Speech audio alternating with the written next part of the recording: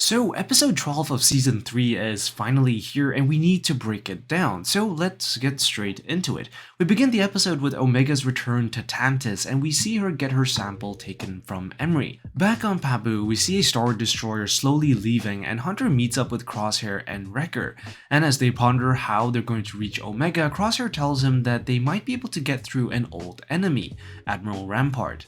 Now Rampart was of course the main villain of season 1 and halfway through season 2, having been the one to destroy Tipoca City, but was later taken down politically by Senator Chuchi, and it would make sense that he might have some inclination as to where Tantis is, as he was the one who began operations there in the first place. Phee shows up as well, and as Phee is introduced to Crosshair, we see Tech's goggles and Lola in the background. We learn that Rampart is locked up on an imperial labor camp on Erebus, which would make it a new planet to Star Wars. We cut to Erebus where we see a turbo tank, or HAVw A6 juggernaut, driving along, and these vehicles were first introduced in the Revenge of the Sith on the Battle of Kasshykk. We see Rampart working his shift next to an ugnaught. The ugnaught were of course a species well known for their engineering and mechanical skill, something which the Empire exploited by enslaving many into servitude, something which was further discussed in The Mandalorian. But I'm proud to say that I paid out my clan's debt, and now I serve no one but myself.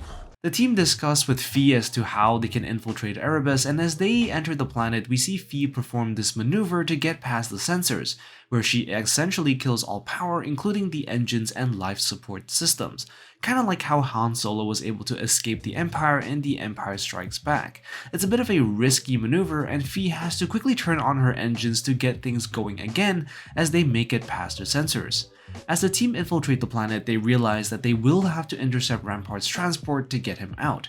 We see Rampart and the other prisoners board the turbo tank on their way back to prison, and this entire sequence is very reminiscent of Jyn Erso's position in Rogue One, as she too was transported via a turbo tank while imprisoned on Wobani.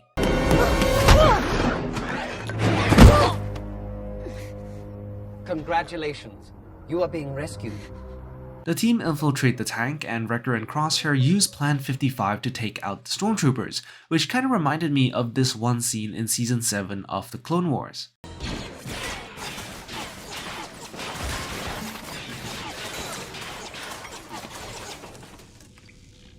Relax, Wrecker. You'll top him next time. No, he won't. The Imperial troopers figure out that their turbo tanks have been compromised, and we get a series of really cool action sequences with the turbo tank, which is amazing. I do particularly like this one scene where we see the tank using its turret to intercept the missiles.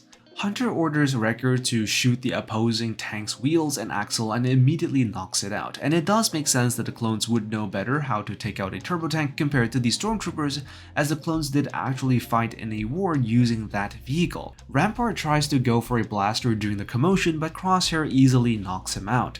Hunter radios Phee for an evac, and after a brief struggle, Phee does manage to come to their rescue. And this scene of the turbo tank navigating the tight environment with troopers getting squished is somewhat reminiscent of the tank scene in Indiana Jones and the Last Crusade.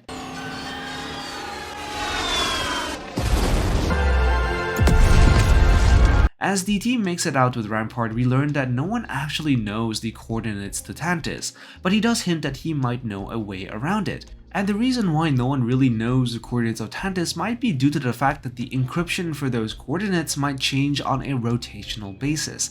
Essentially, when one person tries to use and access the coordinates to get to Tantis, it might require a different password than when someone else uses it. Either that or the coordinates of Tantis can only be used through a physical device of sorts, a plug-and-play system.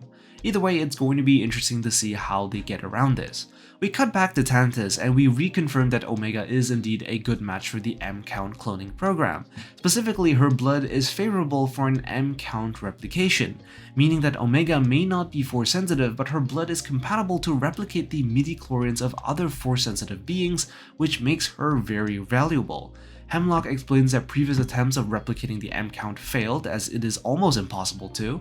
Replicating it would degrade the midichlorian levels, which would make it very problematic to provide Palpatine a clone body, as his midichlorian count would be very high and therefore difficult to replicate.